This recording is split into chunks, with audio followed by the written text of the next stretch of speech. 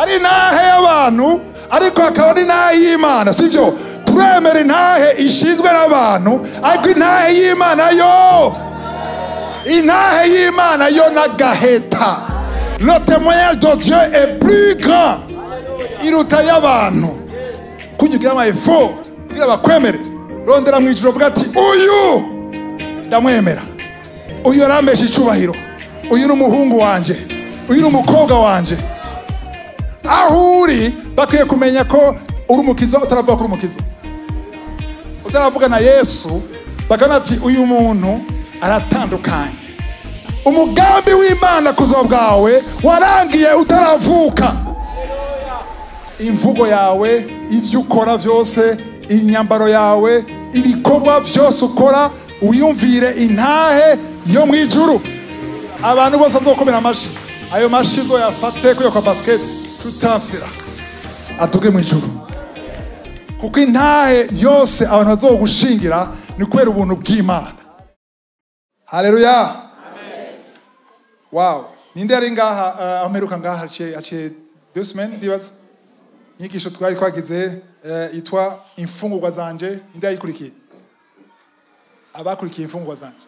Okay, abatakurikiye imfungurwa zanje nagenda basabe muzoje kuri YouTube, sivyo?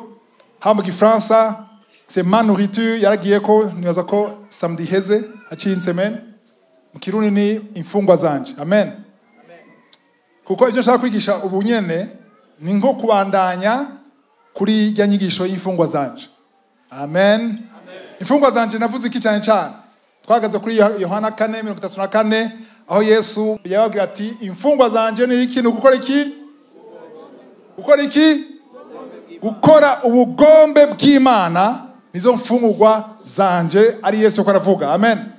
Nabwiye ko natawe ko na jewe mu Imana mpantawuje ati na jewe imfungwa zanje zikwiye kuba gukora ubugombe bw'Imana. Twarabonye kuri YouTube abanyarwanda batwandikiye kugira ngo ubugombe bisigura iki. Nagerageze gusigura muri commentaire ko ubugombe ni ubushake bw'Imana, sivyo? La volonté de Dieu. Ubugombe, kugomba, gushaka. Kwemera ubugombe bw'Imana ninde yatahuye ko bitoroshe. Biragoye kwera iki? Ufise kamere yawe, ufise ibyo ushaka. Amen. Ijambo ry'Imana gusaba ngo rekura ivyawe urondera ivy'Imana. Rero kuvuga ngo kwemera ubugombe bw'Imana, umukristo wese umubajije kwemera ubugombe bw'Imana aremera ko ashaka ubugombe bw'Imana, ubushake bw'Imana. Nkoresha ubushake bw'Imana, sivyo? Ubushake bw'Imana biroroshe kubwemera. Aha. Ariko byoroshe kubwemera iyo bihwanye n'ivyo ushaka. Igihe rero umva yuko Imana igutumye ivyo udashaka biragoye kuvyemera. Niho rero ari ingorane. Iyo wemera ubugombe bw'Imana, iyo wamusenga mu gitondo Imana ndashaka kugendera mu vyo ushaka, ndashaka kugendera mu bugombe bwawe, mu bushake bwawe, bivuga yuko urafungura imisi yose. Mu buryo bw'impwemu ufise amagara meza, urakomeye mu buryo bw'impwemu. Ariko umuntu agwanya ubugombe bw'Imana, ubushake bw'Imana, yifuza ivyo gusa. Umuntu asenga akisonzesha, akiyiriza, ashaka ko Imana ishitsa indoto ziwe kenshi zivuye ku mubiri wawe, ku vyifuzo vyawe, uwo muntu arazingamye, aronze, arananutse. Haleluya. Rero inyigisho nganigishe ni nko kubandanya igice cya kabiri cy'iya nyigisho, ariko nayise intahe yo mwijuru. Intahe yo mwijuru mu Kinyarwanda ni buhamya cyangwa intahe yo mwijuru. Kubera iki tuza kubona ko intahe ni iki? Nukugaragaza ikintu. Turavuze ko intahe umuntu yakize agashingira intahe uwamukijije. Amen. Katusome umurongo wa mbere muri Yohana wa mbere cya 5 murongo w'9. Ko twemera intahe ishinzwe n'abantu. Aha. Intahe y'Imana yo nagaheta. Wow. Kuko intahe y'Imana ari. Aha. Aruko yashingiye intahe ivy'umwana wayo. Suramo kantu kambere pio gapuce cyambere. Ko tugira gute? Ko twemera intahe ishinzwe n'abantu. Si nous recevons le témoignage des hommes. Andikeze nga. Nimba twemera cyangwa tunezererwa intahe y'abantu.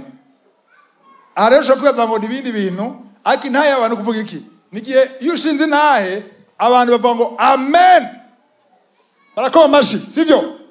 Bakavuga ati ibintu wavuze waduhezagiye, twahezagiwe.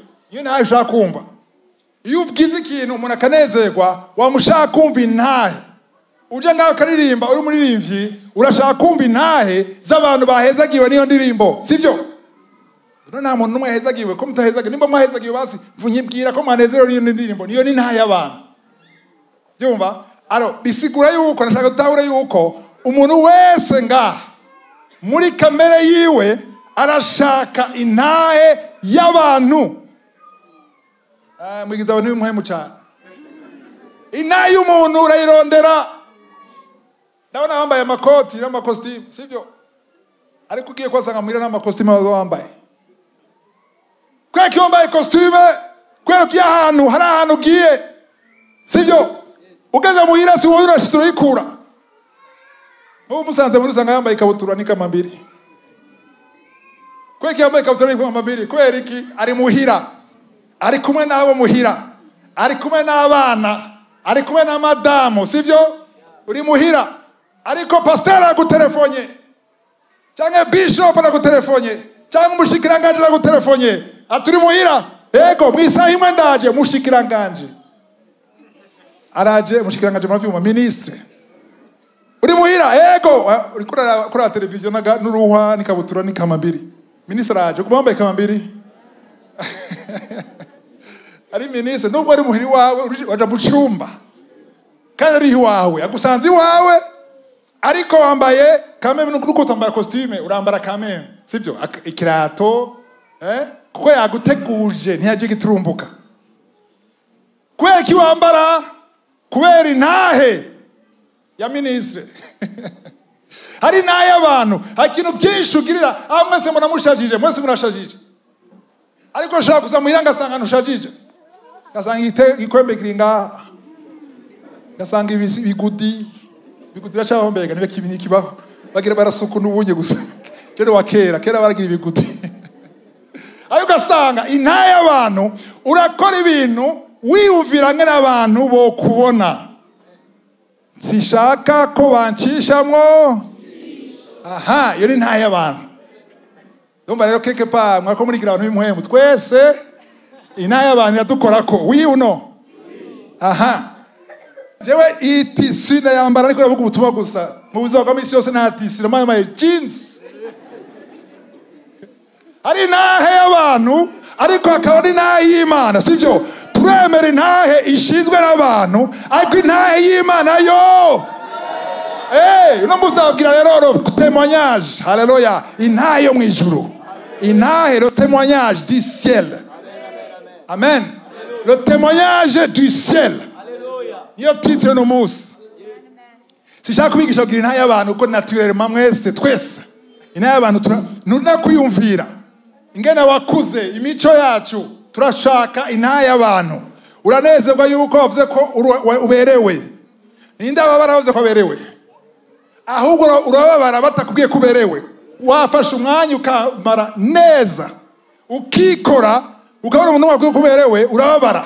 Abagore cyane cyane ivyo hari umuzamu yigeze kwimarira, ariko nagiye ndagaruka aho naciye hose nta numwe no ku kazi yambwiye ko kwera iki yashaka intahe nubwo utabivuga muri wewe.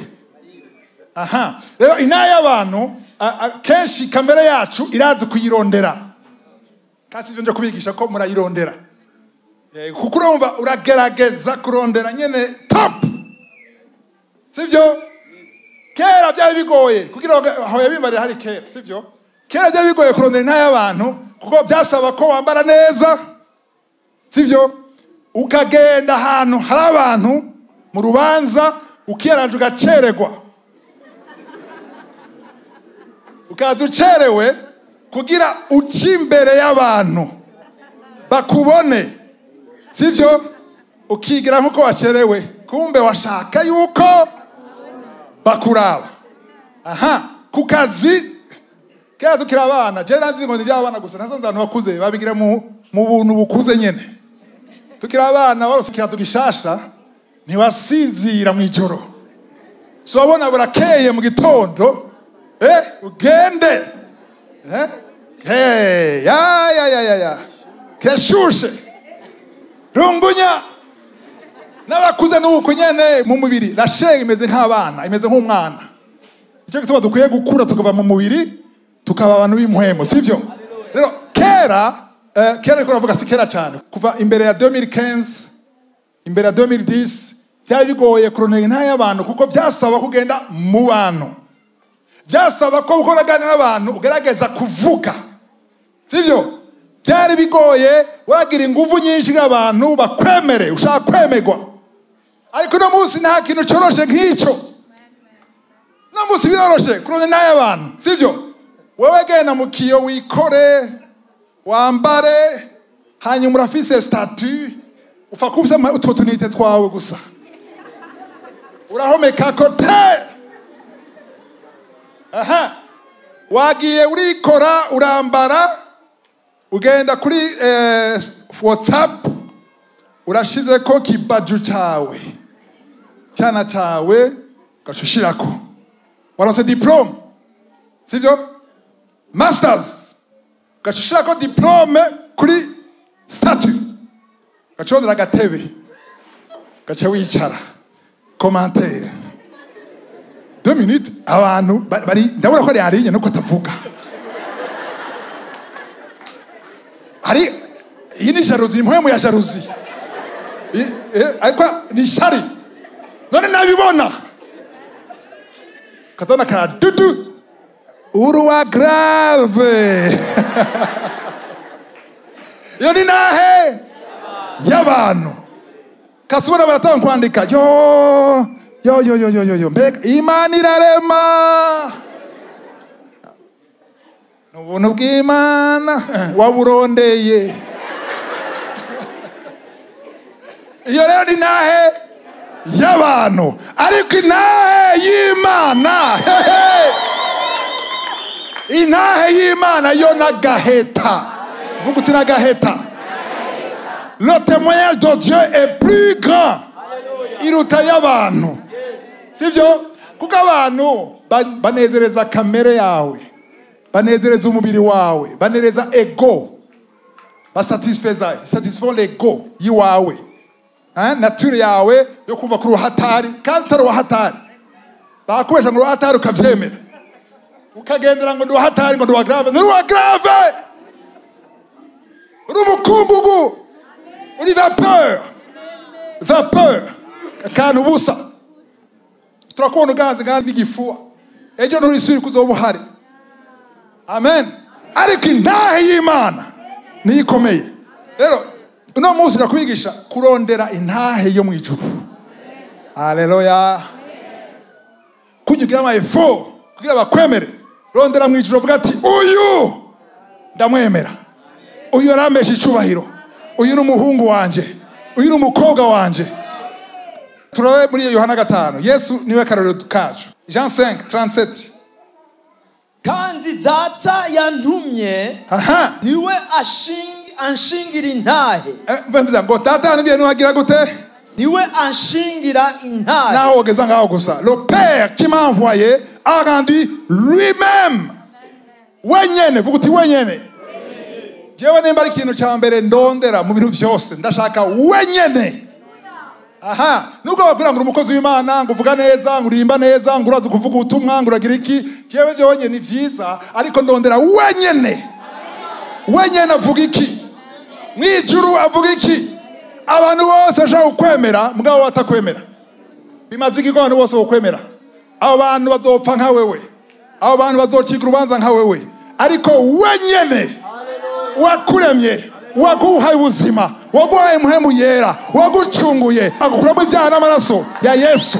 akagutindanikiriza akagujustifia wenyene ujya kugaburira misi yose ujya guha muhemu umwuka uhumeka imisi yose ujya kurinda imisi yose ujya akuha amarayika bagukurikira aho ujya hose ujya kwihanganira mu ntege zawe zose uraryama nk'uwapfuye mu gitondo akakuvyura akaguha inkomezi ujya guha akazi ujya guha umugore ujya guha umugabo ujya guhaye umwana, ujya guhaye iboneka n'ibitaboneka, ujya kurinda, ujya rugise umuhungu wiwe w'ikinege Yesu Kristo agapfa kubwawe.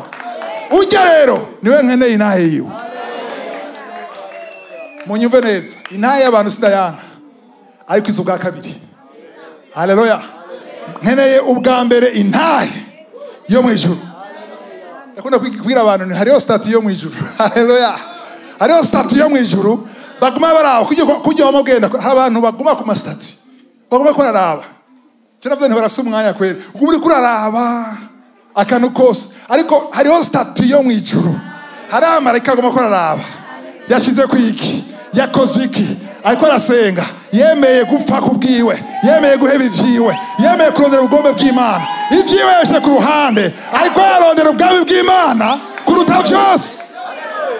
Yavuye mu vyaha, yavuye mu busambanyi, yavyanse, biracyamugora, umubiri ukuramugora, ariko yavyanse. Ivya kera bikamukwega, ariko yaboroga asaba Imana n'abana.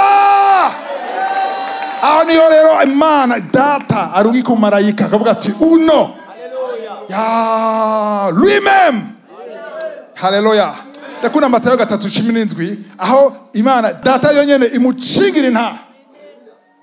Nimba ari ikintu ndakwifuriza ni intahe ya data wo mu ijuru. Que le Père lui-même témoigne de toi. Avuga ati je suis fier. Haleluya.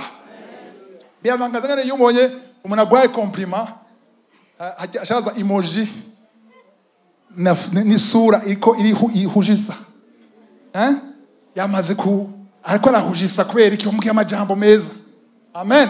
Kanezerwa unabwira ati ngene usa uruwagraf usa neza, sinzi wambaye neza, uraberewe. Mbega abadamu bari ngaha biraryoshe kumva cyane biryoshe kumva biraryoshe. Murabikunda cyane mubikunda. Kujya mubikunda rero ivyo mwijuru n'agaheta. Kujya mubikunda mukunda rero no ko mwijuru bavuga. Kuko mwijuru nazobwira ngene wambaye ngene uberewe, bazovuga ati yambaye neza mu buryo buhesha Imana icubahiro. Abazomubona azobona ati ego kweli ujya. Haleluya. Hari ahantu nababwiye akarorero ko umuntu yagiye ahantu mu biro aravuga ati nje kuraba umushikanje muri Kristo, amukizwa yitwa naka. Ese byamubwira ati nta mukizwa ari muri ino societe, nta mukizwa ariyo. No ndamuzi, arahari. Yesu se niniya arahari, no ngaha nta mukizwa hari. Nimba hari ntitwa gutyo hama cyarengana ngo nujya receptioniste araraba ujya wavuze ngo n'umukizwa uriya n'umukizwa. Nuvuga yuko rero ntaho nihenda kubakizwa. Nimba ari umukizwa je nzogenda mu ijuru n'amagendera kuko nta hafise. Ubiriza aho uri bakwiye kumenya ko uri umukizwa, utaravuga ko uri umukizwa, utaravuga na Yesu bakana ati uyu muntu aratandukanye. Daniel baba ngo afite un esprit différent. Imana ishimwe. Ndashaka kubahimiriza kurondera ko ndiho agushingira intahe. Kayibonye mu nyigisho heruka ya imfungwa zanje, ikintu cya mbere gikora ku mutima wa ndiho niyo wemera ubushake bwiwe, niyo butandukanye n'ubwawe. Amen. Igihe uvuga ati Mana ndemeye ibyo ushaka muye bigoye. Twabonye ngene Yesu yageze ahantu ashaka gusenga. Amen. Kugira ngo ntaje ku musaraba, ariko avuga ati ariko nibuko ushaka nibuko jewe nshaka. Haciye biki? Haciye abantu ku marayika kumukomeza, kumushoboza guca ku musaraba. Haleluya. Aha ni haryoshe cyane, siho? Ni haryoshe mbwa harakenewe. Nababwiye yuko iyo uhamagaye muri nyigisho, nababwiye ko iyo uhamagaye Imana, haleluya, hari ubwoko bubiri bw'abamarayika ikurungikira. Hari abamarayika bagutabara, bagukura muri ivyo bibazo urimo, sivyo? Hakaba n'abandi bamarayika bagira gute?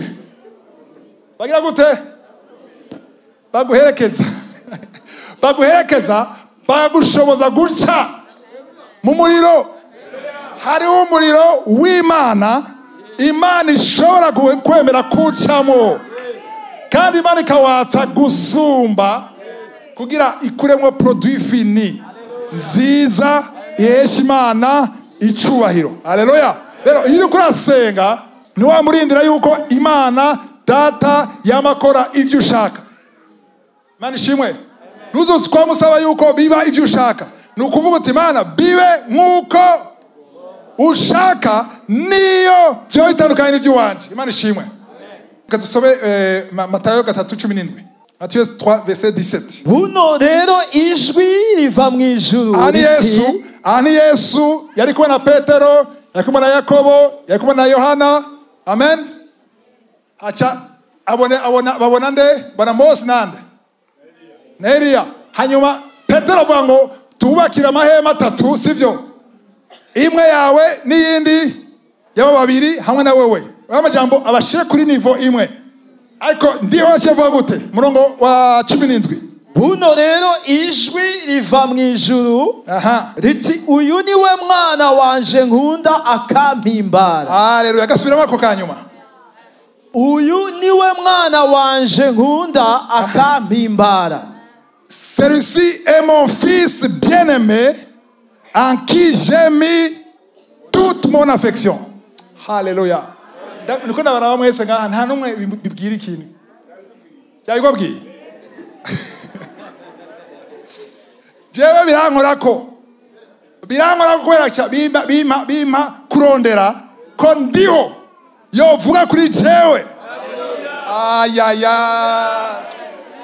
Nituri kumwe. Turi mu muheme mwe sinavumva. Uko muravyumva ko navuga.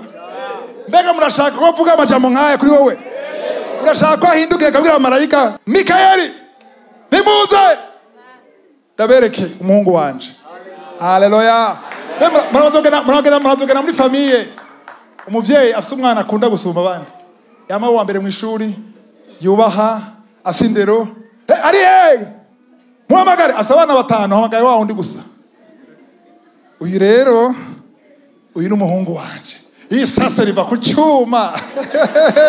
Uyu ari fier. Ari aranezerewe no kumuvuga. Mbega urashaka kunezerwa ningana kuvuga. Mbega ubunyeri ko turavuga akuvuga gute wewe? Oya, sakwiye wishuri. Ishura umutima wawe. Akuvuga gute kuvyerekeye amasengesho yawe? Ngira hataryoshe amen tuyibagire gatoya. Akuvuga gute kuvyerekeye kwidodomba cyangwa kutidodomba? Akuvuga gute kuvyerekeye inyambaro yawe? Mbega hari abantu tsitaza ngene wambara. Hari abantu bakubona bakakwifuza kubera ngene wambara. Hari abantu bamerewe nabi kwera imvugo yawe. Mbega n'abantu bashobora gushima Imana kubgawe. Bagati uriya muntu yambezagiye atumye mba hajya kubera we. Mbega ko mvuga iki kuri wewe? Mbega ari inyungu ziwe akubonamo. Ndabaha umwanya mutoya muyumvi. Kuko niba bitahari ntashobora kuba netre. Haleluya. Nasiguye yuko umwana wawe w'ikigaba numuta. Numuheba, numuvuga ngo ushaka kumugura aze kumugura. Umwana wawe aguma ari umwana wawe. Ariko naguhimbara. Amen. Nahe nziza ubufise kuri data wo mwijuru. Kwera atanezerewe n'inyifato yawe n'ubuzima bwawe. Cyo gutuma nga inyigisho ndashaka by'ukuri mwe mu Imana dutahuze. Haleluya. Hari umurongo twavuze rafa passe n'ungira ndasubiremwo muri Yohana 5:30. Na hano hakomeye cyane. Jean 5 verset 30. Ntacyo nshobora gukora nigeneye. Ntacyo nshobora gukora nigeneye. Uko numvise niko nca urubanza. Kandi urubanza nca rurabereye. Kuko ntarondera ivyo nigombera. Suramo ko ntarondera. Kuko ntarondera ivyo nigombera. Kuko ntarondera ivyo nishakira. Ariko ndondera ivyo uwantumye agomba. Nimba ari ikintu gihimbara Imana niyo urondera ushaka, urondera ivyo ashaka. Ikibazo cyose uzobamwo waba wiyumvira uti none ngaha ndiho ashaka iki. Yesu ndiko ravuga iby'impuhemo gusa ndiko ravuga mu buzima bwa misi yose. Haleluya. Abaseribateri mushakira mariage banza usenge. Uzimera y'Imana. Ubanza uvuga uti data uri mu ijuru. Ijambo ryavuga ngo ufite ivyumviro vyiza byo kuma kazoza. Atari ivyago, sivyo? None kazoza nziza. Ndazi kuza imigambi myiza kuzima bwanje. Haleluya. Ndashaka kugira mariage. Uri umuhungu cyangwa uri umukobwa. Usenge ubaze Imana. Ndashaka kunyobore. Haleluya. Simpushe. Sinkubita hatariho. Ariko urasanga ucyo Imana izokuyobora. Haleluya. Imana izokuyobora kuko urondera intahe y'Imana. Imana ishimwe. Kuko uzosanga aho uzogenda udangwe n'umubiri bidahwanye n'ubushake bw'Imana. Imana izobwira ati stop.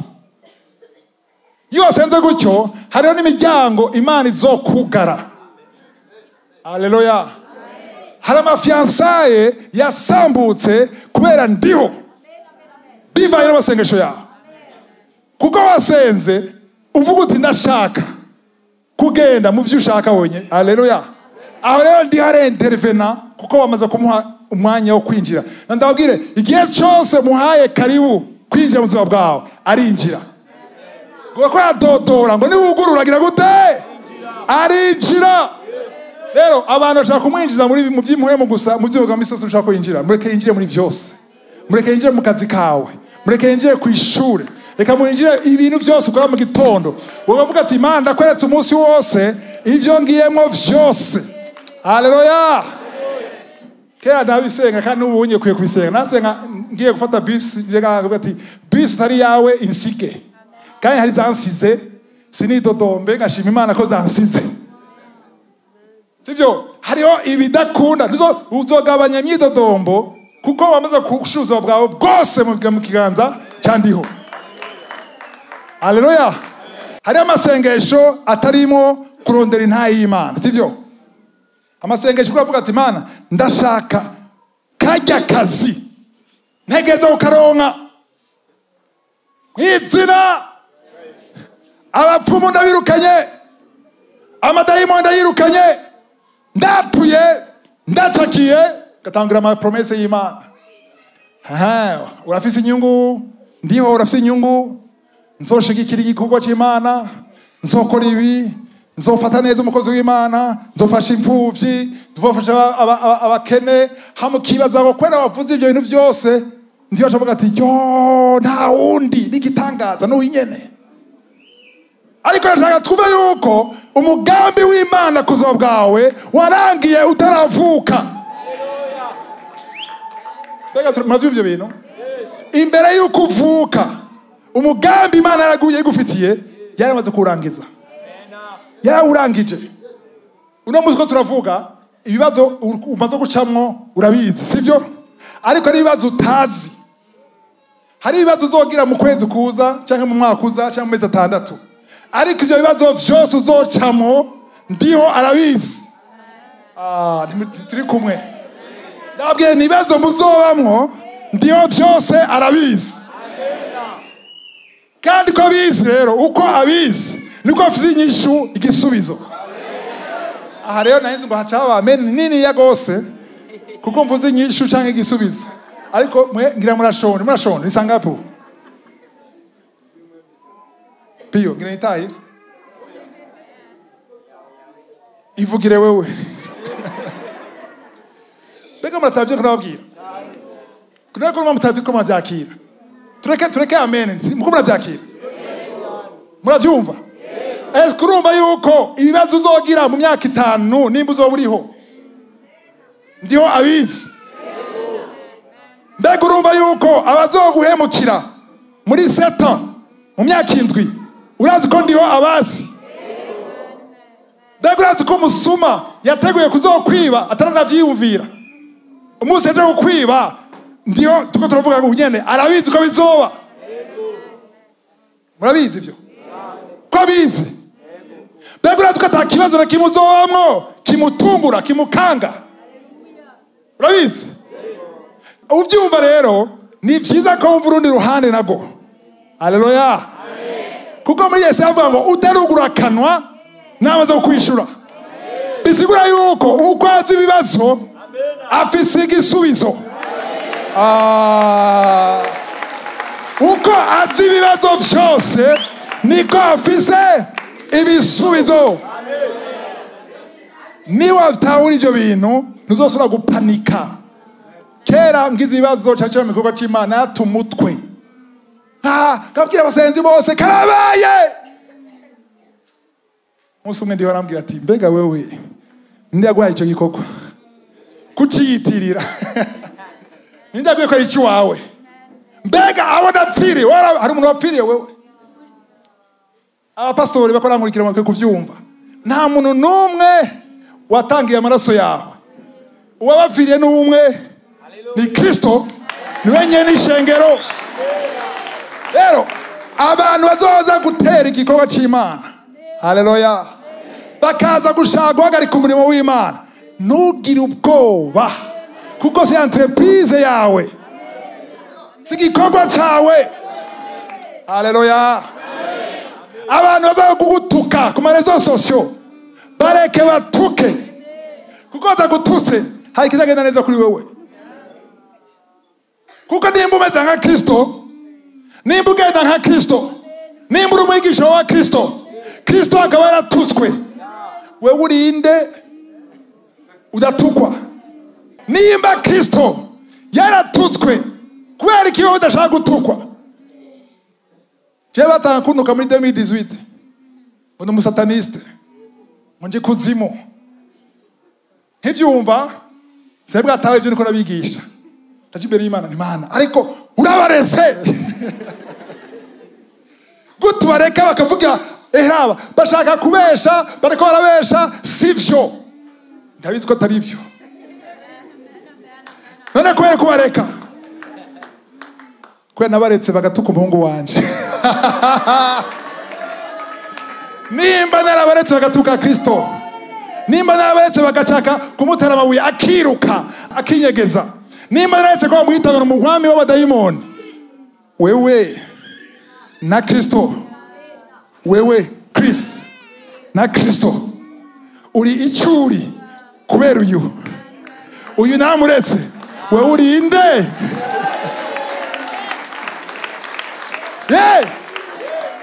Dakweli nuko ati ushima ndabareka bazogutuka bazovuga bazokwa. Hari ama video umunsi umwe nabatera inkuru. Umunsi umwe nari muri salon numva abana banje bakoma induru babiri, umwe yasimya 13 undi 9 bakoma induru. Nibiki wabonye bya bintu? Sanga mfise amahembe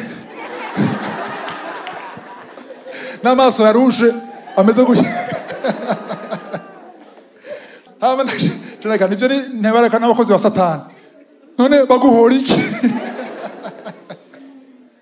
Roma nagani ntuzosubire kuja kuraba ivyo bintu kuko bajya n'abakozi ba none we nunzi none jewe amahembe urambonana.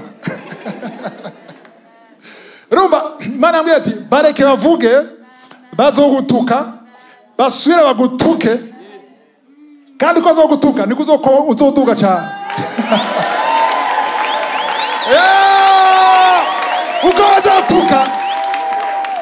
Uko azogutuka bizotuma n'abatari bakubuzi bakumenya. Bamaze imyaka 7 kandi iyo myaka 7 abantu bagoma bakizwa babohoka bava mu byaha, abagwayi bakira, ingumba zivyara bakomeza, ndio akomeza akora. Kera nyine yazani jenaza ko umuntu subwenge je ndi muri bajya abantu batukana ntabona umwaka umwe agoma duka nkamutuka ahubwo ngo ni jeke ikora mutuza no biheba ariko ntibaheba ko Satani ntaheba. Abakozi b'Imana uko muranyumviriza bareke bagutuke kuko gutukwa bizana promotion. Haleluya. Gutukwa bizana promotion. Uzutinye uri umukozi w'Imana wose bakwemera tanumwe gutuka. None abatukana baroyehe niba batagututse nuko uvuga ibintu bitabaderanja. Urashobora kubona wivugira ibintu vyiza gusa, prosperite, gutunga, akaruhuko muri Kristo, kwicara byararangiye, wakijijwe ntushobora kugwa, byaheze, wanze gutaca ubugingo, ntawe uzogutuka. Bajya tukana ntibazogutuka, parce que ata muntu azana kuri Yesu ava mu vyaha bazokureka, kubera iki? Muri direction imwe. Haleluya. Rero nikubwira abajene cyane abajene bari ngaha, murafite imihamagaro, Imana yakutuza ukana bavuga ngo umusataniste, uzi ko utariwe nta kibazo, ariko ugira ikibazo nimburiwe. Haleluya.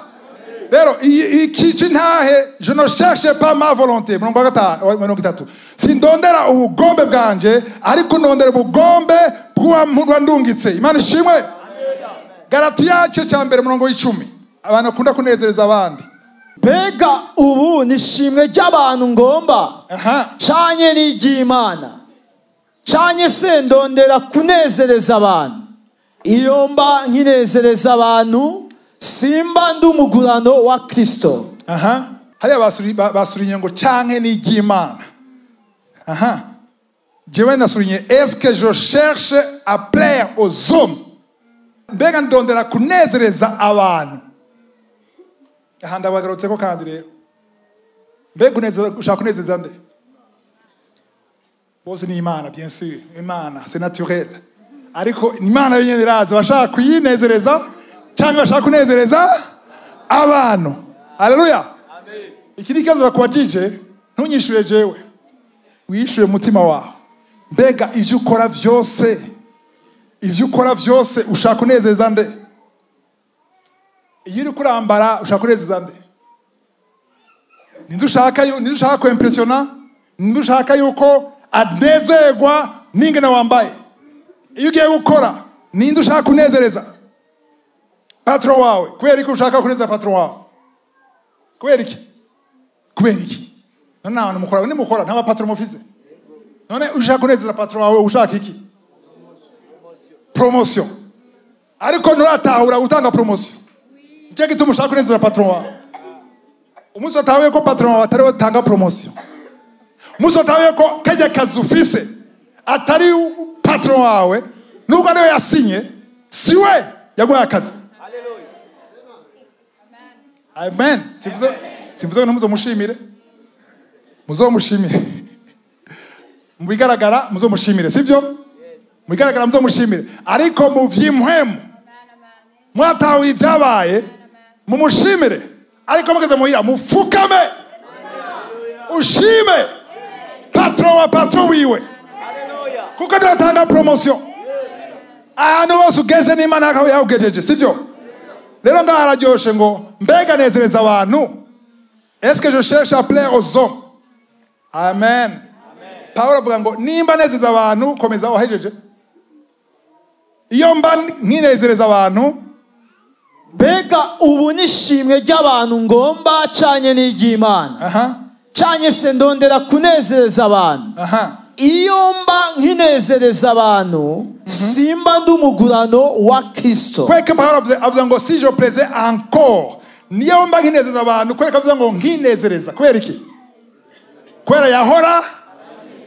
Abantu mubanezeza rero bije muri kahise kuva no munsi. Abantu mushaka kunezeza abantu kuva no munsi, uzavuga muri kahise nka Paulo. Kera ntamva inyigisho nashaka kunezeza abantu, ariko ubu sinkinezeza abantu. Kubera iki? Ukinezeza abantu nurushaka kwitwa umugurano wa Kristo. Aha mu Gifaransa avuga ngo je ne serai pas serviteur. Abakozi b'Imana mushaka kunezeza abantu, si jewe ndabivuze, ibinkwegere. Tubisomye muri Galatiya igice cya mbere umurongo wa kangahe? Umuntu anezeza abantu sumu serviteur. Shaka kumwite bishop, shaka kumwite archbishop. Wageze kuri havu archbishop haziki. Inde? Major one. Ukamenda vyumvisho. Ko major wae. Na urabizi wacu ko si ukuraje. hariho bishop, hariho archbishop, hakaba major one, havuye major one aza general, havuye general hazande marshal.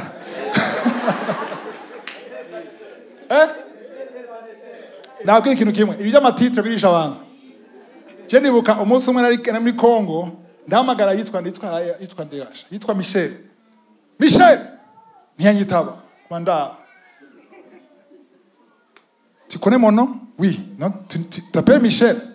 Moi je suis diacre Michel. Faut pas m'appeler Michel. Je suis diacre. Il faut apprendre à respecter les serviteurs de Dieu. On est serviteur de Dieu. Nous mugurano yo. Ahagaze kuri diacre. Nshembwira umugenzi wanje. Harakanu ya pastor. Nimba ahagaze kuri diacre azoba ancien, abaye pasteur ndabwiza ukuri. Sishaka nta numwe ndabwira nawe. Mugabo amatitre simabi. Paulo mu bitabo vyiwe avuga ngo Paulo intumwa. Paul l'apôtre. Nta namwe yandika ngo apôtre Paul. Non. Twe tubivuga twewe. Apôtre Paul. Non. Paul l'apôtre de Jésus-Christ. Atangura kuri Paulo. Mu byakoze ni ngombwa kuvuga ntibavuga ngo apôtre Paul araza avuga Paulo araza. Luka ntanderagira. Niyanditse byakoze ni ntumwa. Niyo abakozi b'Imana.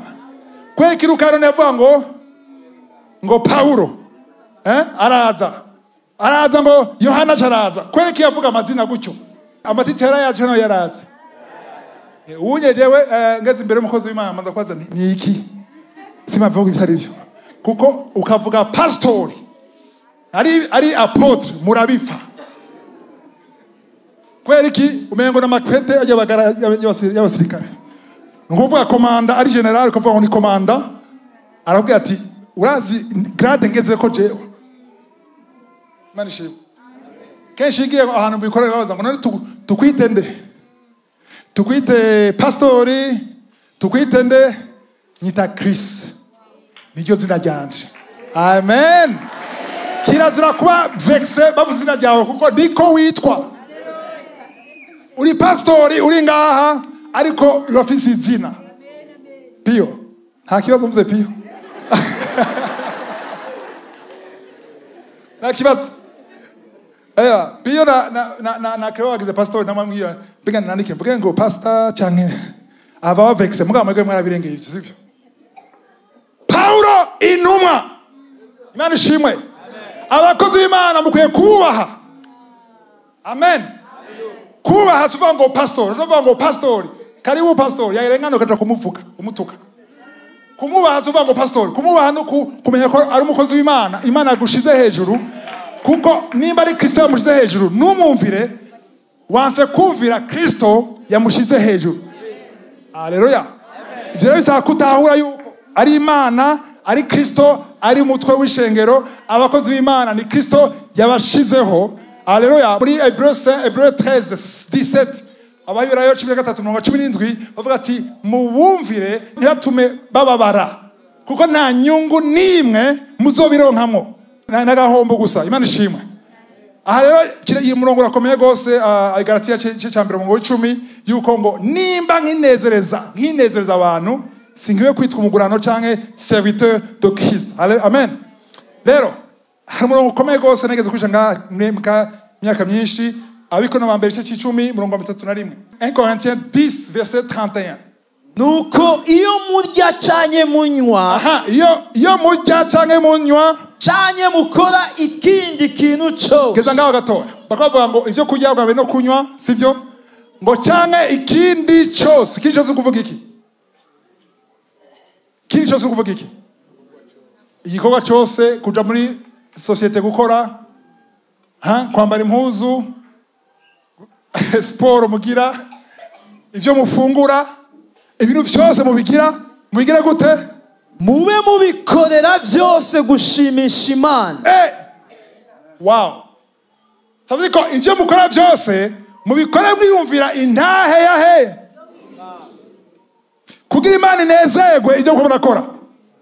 Ndio anezerwe imvugo yawe. Hari imvugo yabungere iteba kuva mu kanwa. Hari indahiro utabukirahira kwera wakijijwe. Haleluya. Hari ama video udakwiye kuraba muri telefone yawe kwera icare mugisha. Aho fata ama telefone yanya karaba biriyo. Hari abantu ocha wiruka. Kuko ngatwe kubona wambaye neza uhagaze vuga amen. Ariko uri mu cyumba cyawe ndiho no wenyine kubona. Hari ama groupe urimo uzaza kuvayo. Kwera ama groupe avuga ibintu bidahesha Imana icubahiro. Umuntu ashaka guhimbara diho, ashaka ntayo mu ijuru, yumvira ibyo akora byose. Amen. Uri mukiyo uri kurambara, urabi impuzu wigera, uhindukira. Nuze kuyumvira abantu. Amen. Kuko kenshi wiyumvira abantu, kenshi wiyumvira ibigezweho. Ibiri ara mode. Baravuga na mutama ndwakera ndashaje kangira ibigezweho. Ariko ibyo bigezweho biri inspiré par qui? Par abantu b'isi badafise muhemu w'Imana. Rero wowe inyambaro wambara simbira abakobwa gusa n'abahungu. Mwavuze ko tukarira abakobwa gusa n'abahungu. Sizo kwibagira nababwiye mujere nigeze kubona akora genda mbona ipantaro igeze hariya. Mengo yigize ku ibintu. Ndabwira nti mubwira duzi iyo pantaro. Ngo ni mode. Mode nyene ngo. Aje kwiyumvira. Ngo ni mode. Uwo nango njye muzi yatabutse ntiyatabutse yayiguze itabutse. Cyangwa kayitabura wenyene. Bisigura yuko ukwiye kumenya yuko wewe nukwiye kugenda n'ibigezeho byose. Ukwiye guselectiona, vuga selection. Vuga cyane selection. Selection uvuga yuko biraje kuri plateau hajya baje imbere uratora. Ni nka buffet, urabona buffet? Hari ibyo kurya bwoko bwinshi, uraraba ivyo sinjya, ivyo ndatora, ibyo ndareka, ibyo ndatora. Abarongorwa n'umubiri bamiragura cyose. Kweri kibashaka intahe y'abantu. Bashaka kuraba muri buffet bavuga ati bijya nta ntahe y'Imana ndonka. Ndabiretse. Intahe y'Imana irahari, ndabitoye, sivyo? Rero utora ikintu cyo gutuma ngavuga ngo cyane mukora ikindi kintu cyose.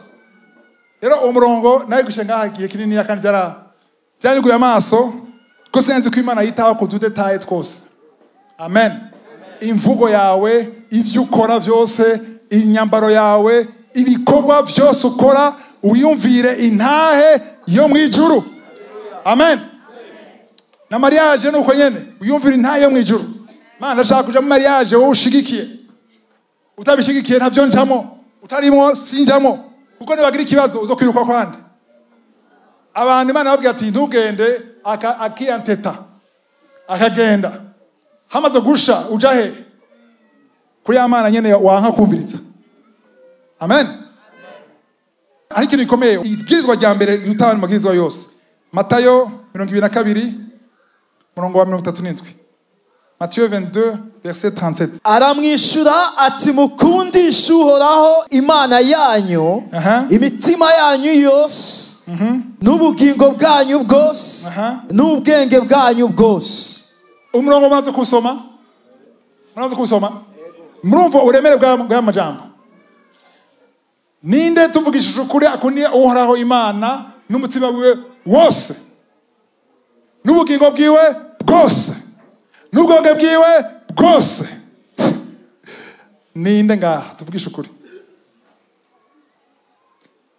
Nta numwe tuvugisha wewe. Ego kuko kora kona mu ijuru. Umva ukuni Imana n'ubwenge bwawe bwose. Ukuni Imana n'umutima wawe wose. Ukuni Imana niki? N'ubwenge bwawe bwose.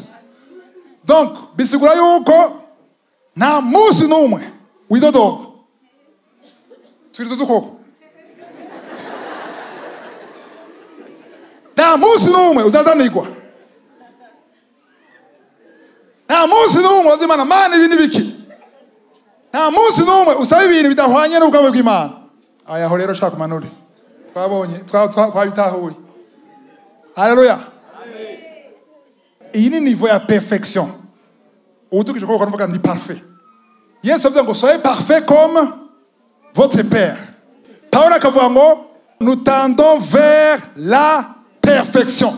Ibwirizwa rya mbere gukunda Imana n'ubwenge bwawe bwose, n'umutima wawe wose, n'umushaha wawe wose. Gukunda ashaka nababwire, gukunda sama emotion Imana ikuravuga. Kuko abantu bazi gukunda Imana no kubabara no kurira, niruwanje ukarira, marira menshi, bahanabonye bagenda bakarira bagafukama bakarira, agacira arara mu busambanyi, yakorarira. Kweki ama emotion ibigumba gumba canke amaranga mutima si ibi byo koravuga muri umurongo. Bariko bavuga gukunda. Yesu avuga ngo nta rukundo, nta muntu gukunda umugenzi wawe, nta rukundo gukunda umugenzi wawe rusumba gupfa kubwiwe. Sivyo? Donc gukunda Imana n'umutima wawe wose n'ubwenge bwose, bivuga yuko ibindi vyose biri hasi. Ushize imbere inyungu ziwe gusa, ushaka kumunezeza gusa, nta munsi n'umwe uyu umwe uzokwidoga. Nta munsi n'umwe uzobaza Imana ukayisiguza. Amen. Hari umuntu umwe yigeze gukunda Imana, kiraza ko umurongo yashobora kushikira canke yari hafi yaho, yitwa Mose. Mose yakunda Imana, agakunda inyungu z'Imana, akunda ubwoko bw'Imana. Abati Imana ukabica abantu. Abyumva? Ni wabica Imana avuga ngo barandure bose dabica. Ni wabica. Nuva yuko bazoshavuga ati wabatwaye muri Egiputa kubica.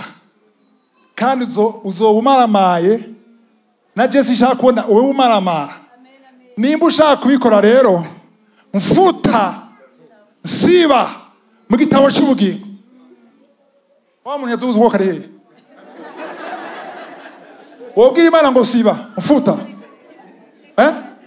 Ageze ngo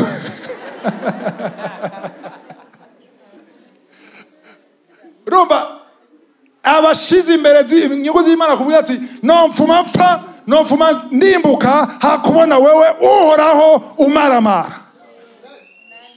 Imana data byaramukozeko. Aravuga ati naho nakagendeye kuva kuri Adamu nta muntu numwe yagira bavuga ngo barapfa apana kuja muri Gehinomu kuja mu muriro. Kubera jewe aremeye guheba ubuzima bwo muri paradizo, aremeye guheba ubuzima bwo kuba nk'umumarayika, arabihevye vyose, aremeye gusha gutokombera azira jewe ari wewe uri Imana, wo ntuhindura avia uburi gipfu. Umuntu yemeye kuvuga ati arashobora kuvuga amagira fe kubwawe, azi ko acagenda muri paradizo, ariko azi ko agira aje mu muriro udashira. Kubera amajambo Imana data ijo ati ndabifuse sitabica naho nakagendeye sebwaho n'umuntu ashira imbere inyungu zanje kumunda gushika ngaho. Twese bakunda Imana mugabo uguma wibikira kitabo cy'ubugingo ngumeyo nakobesha ntazo novuga na jewe iki ngene kwitiga kwisi hanyuma ngo oya hariya ashaka kugira ushaka kundase, ndashaka kwemera gupfa kuko ndazi ko niwanyica umpaye lift yo kuja he paradizo. Hama ngo mveyo ninahura na Mose ndombwira ni salut ndakwemera. Nta muntu nawe bwabona mbize nka wewe rero. Imana ishimwe. Rero uyu murongo urakomeye cyane, ukwiye kwa mu busengera kugira wame wegereza aho hantu. Aho uvuga uti ndashaka yuko mu gitondo mvyutse mu gitondo imbere yo kwiyumvira ibintu byose niyumvira ko mbega ndiho, aranezerewe n'icyo ngiyemo.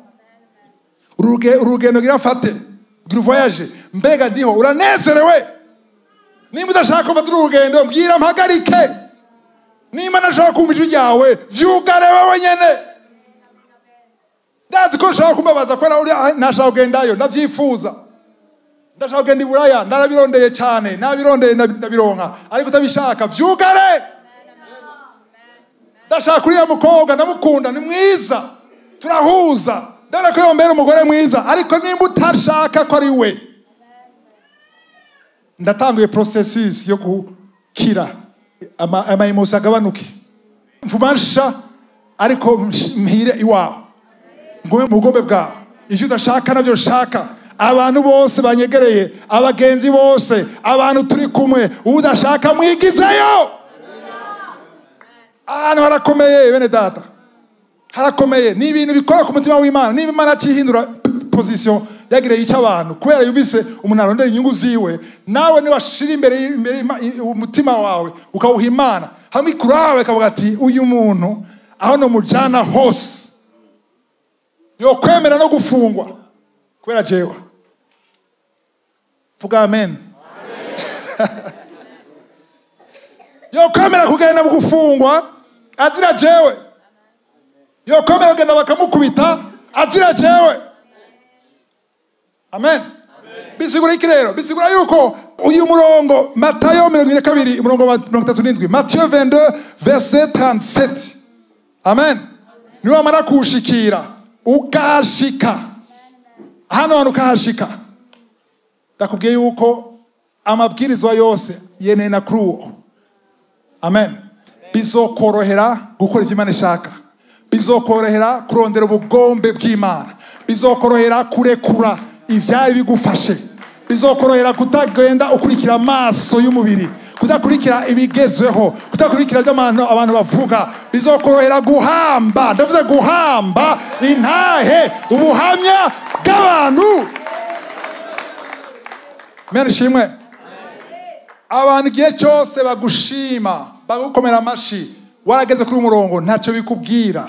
Uravuga ati Imana, bajya abantu bose bakora amashi kubera ubuntu bwawe buri kumwe nanje, kubera ibitangaza wakoze, kubera abantu wakijije, kubera abantu babohotse, kubera ijambo wasutse ko amavuta yawe, ijambo rihindura. Nta jambo ry'iwanje navuze ivuye kuri wewe, navuze ibyo mbariye, navuze ibyo nyongoreye. Iyo utahaba sinaye gushaka kubivuga, iyo utahaba nta numwe yo gushingira intahe, iyo utahaba nta numwe yo gukira, iyo utahaba nta ngumba nimwe yari kuvyara. Rero ibintu byose ukaravuga si kubera jewe navyo noshobora, ndizi, ndazi intege zanje, nazi kuva kera. Iyo utaza mu buzima bwanje nta na kimwe cyari kuba.